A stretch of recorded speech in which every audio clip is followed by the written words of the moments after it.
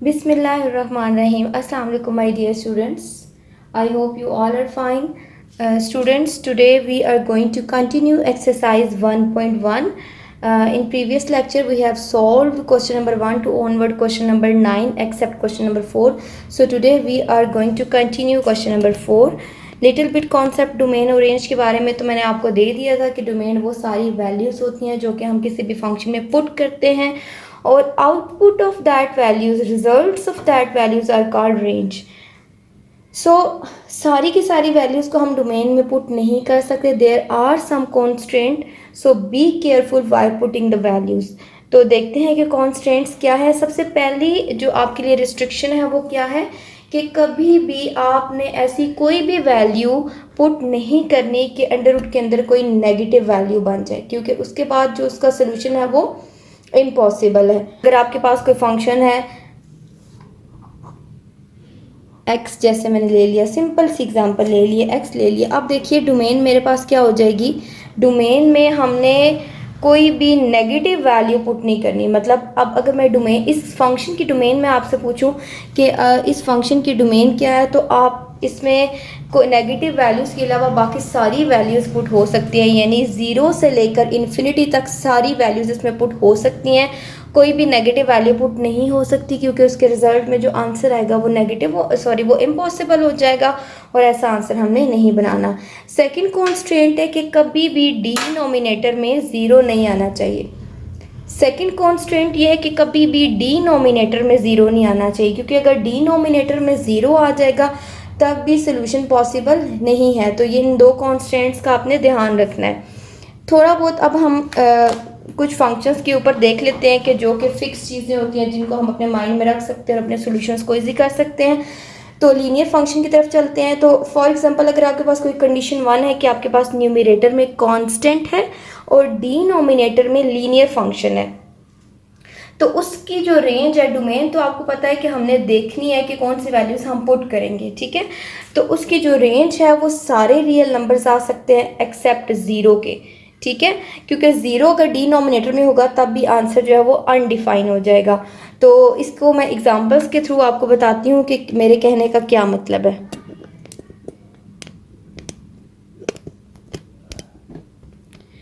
Okay जी, examples देखें. Example है मेरे पास f of x is equals to 5 divided by x plus 1. देखिए मैंने अभी आपको बताया कि अगर ऊपर कांस्टेंट हो और नीचे कोई भी लीनियर फंक्शन हो, ठीक है, तो इस केस में जो रेंज है वो फिक्स है कि वो सारे रियल नंबर्स आ सकते हैं एक्सेप्ट ज़ीरो के. ठीक है, यानी सारे आंसर्स आ सकते हैं एक्सेप्ट ज़ीरो के, ज़ीरो आंसर नहीं आ सकता. और देखिए डोमेन में सारे रियल नंबर्स पुट हो सकते हैं एक्सेप्ट -1 के, क्योंकि अगर यहाँ पे -1 आ जाएगा तो -1 + 1 आंसर विल बी 0. तो इसलिए डोमेन में -1 पुट नहीं करना, उसके अलावा सारी नेगेटिव पॉजिटिव सारी वैल्यूज़ पुट कर सकते हैं. अब आंसर में 0 क्यों नहीं आ सकता. देखिए अगर हम -1 पुट करेंगे तो ही आंसर हमारे पास 0 आएगा. ठीक है, हम -1 पुट ही नहीं करें तो आंसर 0 कैसे आ सकता है. इसलिए रेंज जो है वो सारे रियल नंबर्स आ सकते हैं एक्सेप्ट 0 के. अब एक और केस हम डिस्कस कर लेते हैं. जैसे फॉर एग्जांपल अगर आपके पास ऊपर भी लीनियर फंक्शन हो और डिनोमिनेटर में भी लीनियर हो. आपके एक्सरसाइज में तो ऐसा सच कोई क्वेश्चन इससे रिलेटेड ज़्यादा नहीं है, लेकिन फिर भी डोमेन और रेंज के हवाले से ये कॉन्सेप्ट देख लें कि जैसे ऊपर भी लीनियर फंक्शन है, जैसे ax + b cx + d. तो देखिए न्यूमरेटर और डिनोमिनेटर दो, अब इस केस में देखिए न्यूमरेटर और डिनोमिनेटर दोनों में ही ax + b और cx + d यानी दोनों में ही लीनियर फंक्शन इन्वॉल्व हो रहा है. तो इसकी रेंज क्या होती है. डोमेन तो ऑब्वियसली बेटे हमने देखना है कि कौन सी वैल्यूज़ को हम पुट करेंगे, लेकिन जो रेंज है वो क्या होती है. सारे रियल नंबर्स आ सकते हैं except a/c. Now what is a. The coefficient of x in numerator and what is c, the coefficient of x in denominator. यानी सारे आंसर्स आ सकते हैं एक्सेप्ट दीज आंसर्स. इसको भी एक एग्जांपल से देख लेते हैं. जैसे देखिए मेरे पास एक एग्जांपल है. हाँ जी, अब ये 5x + 3 3x - 8, ये देखिए आप न्यूमरेटर और डिनोमिनेटर दोनों में ही लीनियर फंक्शन आ गया है, तो इसकी जो रेंज है वो सारे रियल नंबर्स हो सकते हैं एक्सेप्ट 5/3। अब 5/3 क्यों नहीं हो सकता उसको हम देख लेते हैं। हम सपोज कर लेते हैं कि 5x + 3/3x - 8 इक्वल्स है 5/3 के, मतलब ये आंसर पॉसिबल है, आ सकता है। तो देखिए क्या होगा, क्रॉस मल्टीप्लाई करेंगे, सॉल्व करेंगे तो 49 = 0। क्या ऐसा है 49 0 के इक्वल होता है? नहीं होता, इसलिए फॉल्स स्टेटमेंट्स इससे आ जाती हैं, तो ऐसा पॉसिबल नहीं है। अब चलते हैं अपने क्वेश्चंस की तरफ। क्वेश्चंस को सॉल्व करने से पहले हम एक और कॉन्सेप्ट देख लेते हैं, दैट्स वेरी इंपॉर्टेंट, कि हमने ब्रैकेट्स का खास ध्यान रखना है इसमें। देखिए यहाँ पे जो फर्स्ट में मैंने लिया है ब्रैकेट, ये राउंड ब्रैकेट है, आप लोग इसको यूज़ करते आ रहे हैं अपनी अर्ली क्लासेस में, तो ये जो है ये राउंड ब्रैकेट्स होती हैं, ठीक है। और अब इस केस में जब डोमेन और रेंज आप फाइंड करते हैं तो इसको हम ओपन ब्रैकेट्स भी कहते हैं, ठीक है। ये ओपन ब्रैकेट्स है। ओपन ब्रैकेट्स एक राउंड ब्रैकेट्स भी होती हैं, और इसके अलावा जो ओपन ब्रैकेट्स हैं वो इस तरह से स्क्वायर ब्रैकेट को उल्टा सा बना दो तो ये हमारे पास बन जाती हैं ओपन ब्रैकेट्स। दूसरे नंबर पे आ जाती हैं क्लोज ब्रैकेट्स। क्लोज ब्रैकेट्स क्या होती हैं? अच्छा, क्लोज ब्रैकेट्स इनको स्क्वायर ब्रैकेट्स भी कहते हैं और साथ में क्लोज ब्रैकेट भी। अब इन ब्रैकेट्स में डिफरेंस क्या है? अब अगर हमारे पास कोई भी वैल्यू है, जैसे -2 से 2, ये वैल्यू मैंने लिख दी और साथ में मैंने लगा दी ओपन ब्रैकेट्स, इसका मतलब है -2 और 2 खुद इंक्लूड नहीं है, लेकिन इसके अंदर जितने भी नंबर्स आ रहे हैं वो इंक्लूड है, ठीक है। जबकि अगर मैं -2 और 2 के साथ क्लोज ब्रैकेट लगाऊंगी तो इसका मतलब है -2 और 2 खुद भी इंक्लूड है और इसके अंदर वाले सारे नंबर्स भी इंक्लूड है। एक और बात मैंने आपके लिए यहाँ लिख दी है कि हमेशा आपने ओपन ब्रैकेट्स यूज़ करनी है इन्फिनिटी के साथ। जहाँ कहीं भी -इन्फिनिटी आ जाए, पॉजिटिव इन्फिनिटी आ जाए, तो उस केस में आपने हमेशा ओपन ब्रैकेट्स यूज़ करनी है, ठीक हो गया। तो अब चलते हैं एक्सरसाइज की तरफ। तो एक्सरसाइज देखिए, एक्सरसाइज में जो आपका क्वेश्चन नंबर 1 है उसको रीड आउट कर लेते हैं। ये देखिए जी, क्वेश्चन नंबर 1 है g(x) = 2x - 5। तो देखिए क्या इसमें कोई कांस्टेंट नज़र आ रही है? कोई प्रॉब्लम हो रहा है हमें वैल्यूज पुट करने में? तो जो दोनों कांस्टेंट मैंने आपको बताई थी वो दोनों इसमें नहीं है, ना तो डिनोमिनेटर है और ना ही कोई स्क्वायर रूट इन्वॉल्व है। तो सिंपली इसकी domain set of all real numbers हो जाएंगी और रेंज भी set of all real numbers. Simply जो इसकी डोमेन है वो भी set of all real numbers हो जाएगी और जो रेंज है वो भी set of all real numbers. अब सेकंड पार्ट देखते हैं। सेकंड पार्ट में है g(x) = √(x²-4)। स्क्वायर रूट आ गया तो इसका मतलब है कॉन्स्टेंट इन्वॉल्व हो गई है।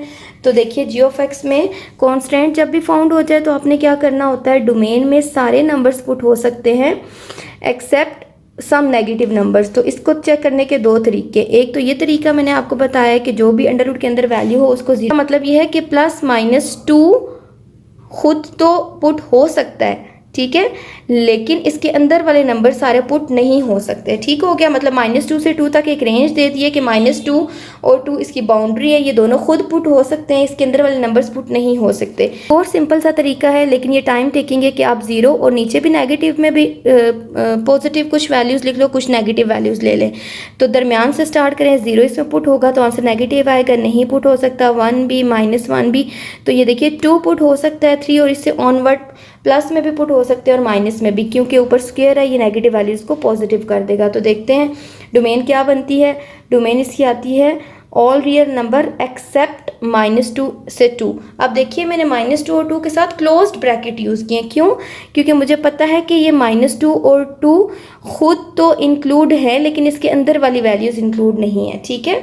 अब देखिए सबसे पहले इसमें -2 पुट करें तो आंसर आता है 0 और 2 पुट करें तब भी आंसर आता है 0। लोअर लिमिट भी पुट कर ली, अपर लिमिट भी पुट कर ली, आंसर 0 बना। इसका मतलब है जो आंसर्स हैं वो 0 से इन्फिनिटी तक सारे आंसर्स आ सकते हैं, कोई भी नेगेटिव आंसर नहीं आ सकता, ओके। ड्यू टू स्क्वायर की वजह से भी नेगेटिव आंसर नहीं आता क्योंकि वो पॉजिटिव हो जाता है। अब पार्ट 3 की तरफ चलते हैं। जो पार्ट 3 है वो देखिए क्या है, g(x). अब पार्ट 3 की तरफ चलते हैं। पार्ट 3 देखते हैं क्या है। पार्ट 3 है g(x) = x+1। फिर कॉन्स्टेंट आ गई है, यानी कि अंडर रूट के अंदर कोई भी नेगेटिव वैल्यू आने के चांसेस हैं, तो हमने वो वैल्यू पुट नहीं करनी जिससे आंसर रूट के अंदर नेगेटिव आ जाए। तो देखें x+1 को 0 पुट करें, x = -1, यानी -1 खुद तो आ सकता है लेकिन बाकी नेगेटिव नंबर्स नहीं आ सकते। -1 से इन्फिनिटी तक ये डोमेन हो जाएगी और -1 इसमें पुट करें तो आंसर क्या आता है 0, तो 0 से इन्फिनिटी तक रेंज। और ये देख लें ज़ीरो आंसर आ सकता है। That's why we are using close brackets and infinity के साथ हम लोग क्या यूज़ कर रहे हैं, ओपन ब्रैकेट्स। अब इसमें आपको मॉडुलस का कॉन्सेप्ट दिया हुआ है, तो आपको पता है मॉड के अंदर जितने भी नंबर्स आप पुट करें वो सारे के सारे नंबर्स पॉजिटिव हो जाते हैं, और इसमें आप हर तरह के नंबर्स पुट कर सकते हैं क्योंकि आंसर सारे पॉजिटिव नंबर ही आते हैं और इसमें कोई कॉन्स्टेंट भी नहीं है। तो set of all real numbers इसकी डोमेन हो जाएगी, और रेंज में मैंने अभी आपको बताया कि इसमें कोई भी नेगेटिव आंसर नहीं आ सकता। सो पॉजिटिव ज़ीरो से इन्फिनिटी तक इसकी रेंज हो जाएगी, क्योंकि अगर नेगेटिव आंसर भी आता है तो ये इसको पॉजिटिव कर देता है, और पॉजिटिव तो पॉजिटिव ही रहता है। तो अब देखते हैं क्वेश्चन नंबर 4 का पार्ट 5। तो ये देखिए पार्ट 5 में पार्ट वाइज फंक्शन आ गया है। जब फंक्शन इस तरह से ब्रेक डाउन हुआ हो हम कहते हैं ये पार्ट वाइज फंक्शन है, ठीक है। दोनों पार्ट्स को मिला के आपने सॉल्व करना है, सेपरेट सॉल्व नहीं करना। अब इसमें देखिए डोमेन के लिए मैंने ना इन लिमिट्स को देखा। पहले में वो कह रहे हैं x जो है वो लेस देन इक्वल्स टू -2 है, दूसरे में वो कह रहे हैं x इज़ ग्रेटर देन -2। इसका मतलब है -2 से लेस, -2 खुद और -2 से ग्रेटर सारे नंबर्स इन्वॉल्व हैं। तो सिंपली इसकी डोमेन हो जाएगी -इन्फिनिटी से पॉजिटिव इन्फिनिटी। ओके, इसको आप यूँ भी लिख सकते हो -इन्फिनिटी से -2। ऊपर वाले में क्योंकि लेस देन इक्वल्स टू था तो -2 खुद भी इन्वॉल्व था। यूनियन का मतलब है हमने इन दोनों पार्ट वाइज फंक्शन को कंबाइन करना है, और दूसरे में वो कह रहे हैं x ग्रेटर देन -2 होना चाहिए, यानी -2 खुद इंक्लूड नहीं है। तो that's why we are using open brackets -2 से इन्फिनिटी तक। ये भी लिख सकते हैं और ऊपर वाला भी लिख सकते हैं। अब देखते हैं कि इसकी रेंज कैसे निकालते हैं। रेंज के लिए सबसे पहले ये जो पार्ट वाइज फंक्शन में जो फर्स्ट फंक्शन है वो क्या है, 6x + 7। तो 6 में x इज़ ग्रेटर देन और इक्वल्स टू -2, यानी -2 भी हो सकता है। तो हम -2 पुट करते हैं, आंसर आ गया -5। -5 तो खुद इंक्लूड है क्योंकि उन्होंने कहा है ग्रेटर देन और इक्वल्स टू। तो इसका मतलब है माइनस से शुरू करें तो -इन्फिनिटी से -5 तक सारे नंबर्स पार्ट 1 की रेंज है, ठीक है। यूनियन यानी कि आप दूसरे फंक्शन को भी साथ अटैच कर रहे हैं, और यहाँ पे मैंने क्लोज ब्रैकेट यूज़ किया क्योंकि ये -5 में जो -2 पुट किया वो खुद इंक्लूड है। हम क्या करेंगे, अब x इज़ ग्रेटर देन -2 कह रहे हैं, x ग्रेटर देन -2 होगा, लेकिन में देखिए वो कह रहे हैं x इज़ ग्रेटर देन -2। तो हम ग्रेटर देन -2 से तो -1 नहीं होता, लेकिन हम फिर भी -2 ही ले रहे हैं। वो इसलिए ले रहे हैं क्योंकि हम जो ब्रैकेट्स लगाएंगे उसमें ओपन ब्रैकेट यूज़ कर देंगे कि ये -2 से जो वैल्यू निकली है वो खुद इंक्लूड नहीं है, बाकी सारी वैल्यूज़ इंक्लूड है। तो सेकंड पोर्शन में देखिए 4 की जगह 4 × -2 -3, तो आंसर आ गया -11। अब -11 के साथ हम यूज़ करेंगे ओपन ब्रैकेट। क्यों? क्योंकि -11 तभी आंसर आया जब -2 पुट किया, और -2 खुद इंक्लूड नहीं है।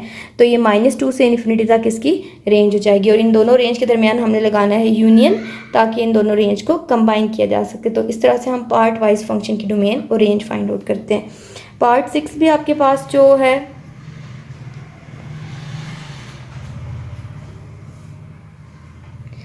अब इसका पार्ट 6 जो है वो भी पार्ट वाइज फंक्शन है, बिल्कुल उसी तरह से आपने सॉल्व करना है। सेम वही तरीका है, इसमें भी लेस देन भी कह रहे हैं, ग्रेटर भी कह रहे हैं, इक्वल भी कह रहे हैं।